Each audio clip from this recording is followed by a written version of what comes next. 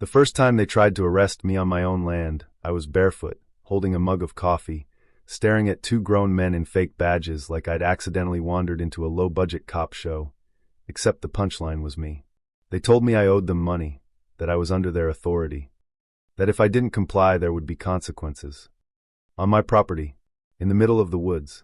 Yeah, that happened. Let me back up a sec. Ever since I was a kid, I had this picture in my head. Tall trees, quiet mornings, air that smelled like pine instead of exhaust.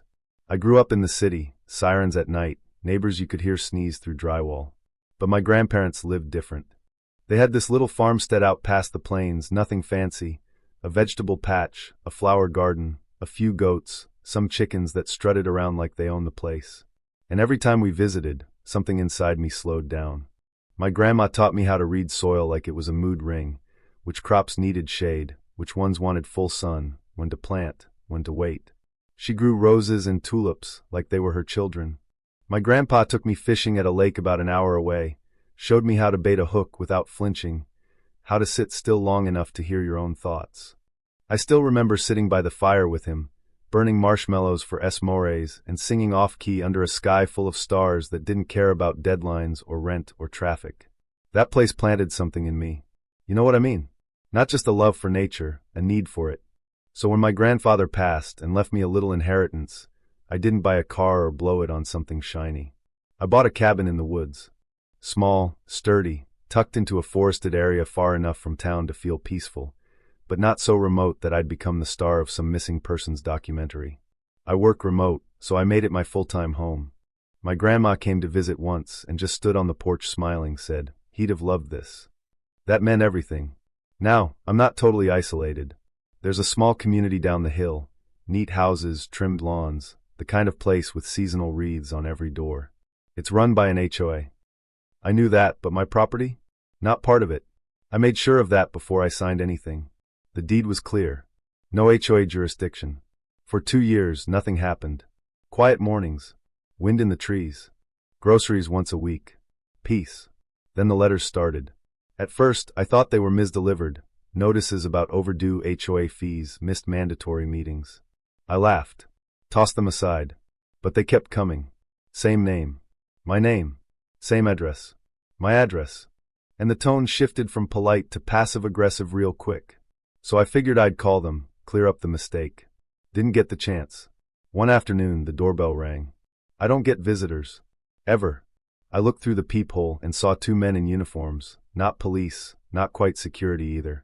Just enough badge and patch to look official if you squinted. I opened the door. "We're HOA patrol," one of them said, puffed up like a mall cop with a caffeine problem. "You're delinquent on dues and non-compliant with meeting attendance." I blinked. "I'm not part of your HOA." That's when the friendliness evaporated. They insisted I was. Said I was making excuses. Got loud. Accused me of trying to dodge responsibility. It was surreal, arguing with strangers about rules that didn't apply to me. They left eventually, but the visits didn't stop. Letters turned sharper. Then one day, the HOA president herself showed up. Karen. Of course her name was Karen.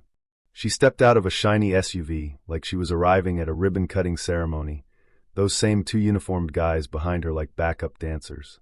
"I'm just checking in," she said, smiling the kind of smile that never reaches the eyes. "Oh, so you're the one sending the harassment letters," I replied. Yeah, I skipped polite. Her smile tightened. She informed me very proudly that my cabin was now under HOA jurisdiction. "Show me where," I said. "Show me on paper that my deed changed." She couldn't. She pivoted instead. Claimed boundaries had shifted. Claimed authority. Claimed I had no right to question her. That's when I realized this wasn't confusion. This was a power play. After that, the patrol guys started hanging around more. One morning, I drove into town for groceries and came back to find them waiting at my gate. They physically blocked my truck from pulling through.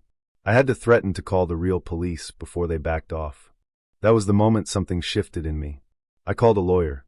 We went through everything: deed, property maps, HOA bylaws. Clean. I was never, not once, under their jurisdiction. My attorney laughed when I asked if their officers could arrest me. "They're hired intimidation," she said. That's it. So we drafted a cease and desist. And then came the night that almost tipped everything over. It was late, dark enough that the trees were just shadows. They started pounding on my door. Not knocking. Pounding. Shouting that I was in violation, that I would be arrested if I didn't comply. They grabbed my doorknob. Tried to force it. Something in me went cold. I grabbed the shotgun off the wall, didn't point it, didn't raise it, just held it where they could see. Open the door. Get off my property, I said, calm as I've ever been, or I'll take drastic measures. You could hear the wind through the trees behind them. For a second, nobody moved.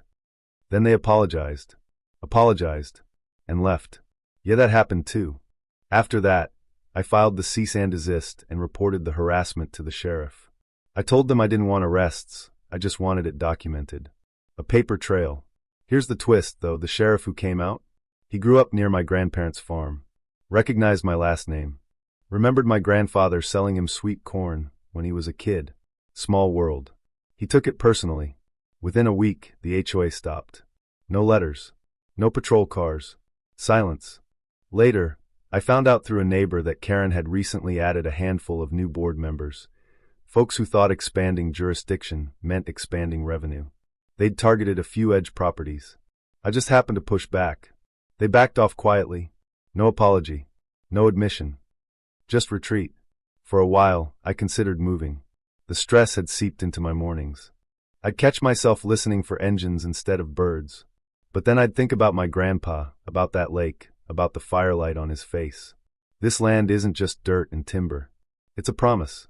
So I stayed. And here's the satisfying part.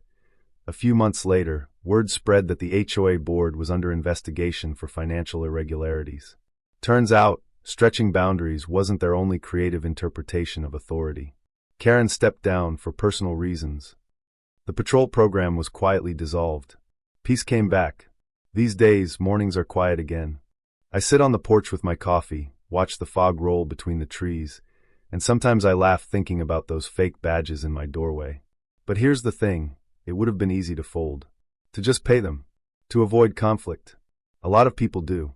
So I've got to ask, where's the line between keeping the peace and letting someone bully you? When does staying quiet become surrender? Because standing up cost me stress, money for a lawyer, sleepless nights. But it also reminded me that this place, this life, isn't something you hand over because someone waves authority in your face. If you've ever dealt with an HOA, a bully neighbor, anyone who tried to push you around with rules that didn't apply, I want to hear it. Would you have handled it differently? Would you have opened that door with the shotgun in hand, or packed up and left? Drop your thoughts below. Justice isn't always loud. Sometimes it's just refusing to move. And trust me, sometimes that's enough.